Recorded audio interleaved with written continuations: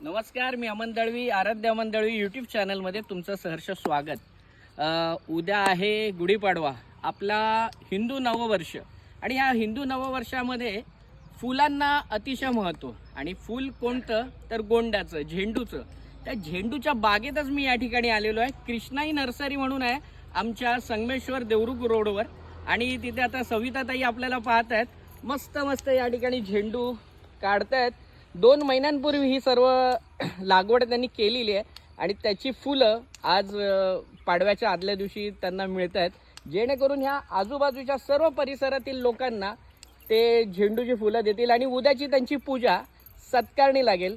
या माऊलीसाठी सॅल्यूट। आणि खरोखर कोकणातील माणसं ही खरंच साधीभोळी असतात, मेहनतीला अजिबात मागे नसतात।